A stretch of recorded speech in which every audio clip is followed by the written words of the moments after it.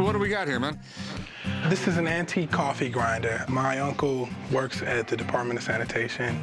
He picks up a lot of stuff, and about 5 years ago, he gave this to me as a graduation gift, actually. God, he didn't like you that much, did he? I'm at the pawn shop today to try to sell my antique coffee grinder. I'm looking to sell this today because we really don't drink coffee. It's not in excellent condition, but I think it's worth a lot of money. With a little elbow grease and some TLC, I think this thing could really shine. So you know anything about it, or? My uncle got it from the industrial part of, Los Angeles. I hope you haven't used this thing, because you'd probably get lockjaw, man. It's definitely cool. I mean, you put the coffee in there, you turn the handle, and it comes out here. I'm sure a few tons of coffee has gone through this thing. This thing's like 120 years old, probably. It looks late 19th century, late 1800s. Okay. All right, it was made in Chicago. Right. And at the time, that was the industrial center of the world, basically. During the second half of the 19th century, Chicago was a world leader in manufacturing anything made out of steel or cast iron. And that lasted all the way up till the 1970s. Everything looks like it's there, everything looks original, and mechanically everything looks good. Right. There's no big giant chunks out of it, there's no cracks. I mean, you can tell the gear is still engaged. And the reason it's in such good shape right now, and the reason it's lasted so long, it's good, heavy cast iron. It's quality. These things were built to last forever. As long as you don't drop this thing, it ain't gonna break. It ain't gonna wear out, nothing. The condition on it's great, actually. I mean, it just needs a lot of sandblasting and a lot of paint. At one time, this whole thing was painted. As a matter of fact, you can still see some of the blue paint right in there. This is the kind of project that gets me excited. If I can get this thing for a decent price, I'm gonna be all over it. The big question is, what do you want for it?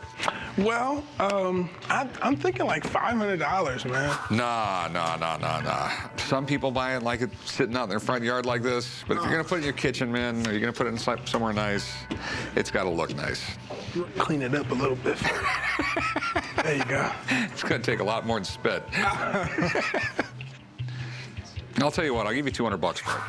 That's a quality piece, man. Yeah, but I mean, I'm gonna have to spend $300 or $400 to get it powder coated to make it look nice. That's a drop in a bucket for what you'll get for it, man. But, there's a limit to what I can pay for something. So, $200. Deal. All right, come on, let's go do some paperwork. All right. I'm walking away with $200 that I didn't have when I came in. I don't even drink coffee anyway, man. I think it's a great deal. I'm psyched I was able to get this coffee grinder. Now all I have to do is put a little money into it, clean it up, add a little paint, and I'm gonna make money. So, what do you think?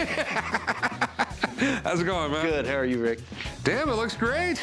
So tell me everything you did. Well, we had to take the wheels off and open the gears up, but there's not too many moving parts. It's basically just a paint job on the thing. I mean, it looks great. There was no problems. There was no major problems. It was a little tedious sandblasting. It probably had 30 coats of paint on it. It had a lot of house paint on it. The inside was full of, just from dust and laying around. And little bugs and stuff like that. Yeah, little bugs. It looks great. I absolutely love it. This thing will sell quick. This is amazing. It doesn't even look like the same grinder. Rick Dale is the best. I swear he could turn dog into gold. Do you know much about this company right here? The Fairbanks Morris Company has been around since the early 1800s. They first started making plows, and then they went into tractors and motors, and this was just one of the products in the Industrial Revolution that they decided to make. Back when this was manufactured, it sold for $17 to $18. Wow. You don't see anything like this anymore. They definitely made stuff right. Last a long time. Here it is today, 135 years later, and it still works. And you could probably grind a couple of pounds of coffee in this thing in about a minute. Damn. The Fairbanks Morris Company, they made coffee grinders from a little itty bitty thing that would fit in the counter of a house to huge machines that they would manufacture a lot of coffee and grind a lot of coffee. This coffee grinder was probably used in a drugstore because of its size. So what's the bill? What do I owe you? It's gonna run you $350. Okay. How much you pay for it? I gave the guy $200 for it because I just didn't know. That's a great deal because right now you can probably get yourself between $1,800 and $2,500 for it. Sweet. You need help bringing this out to your car? Yeah, I'll be out here. Just I know I'm in line. Here we go, yeah. I'm psyched. I knew it was going to be worth money, but I never had any idea it was going to be worth so much. And not only that, until I sell it, I'm going to make Chumley grind us fresh coffee every day. Whoa! I'm stuck.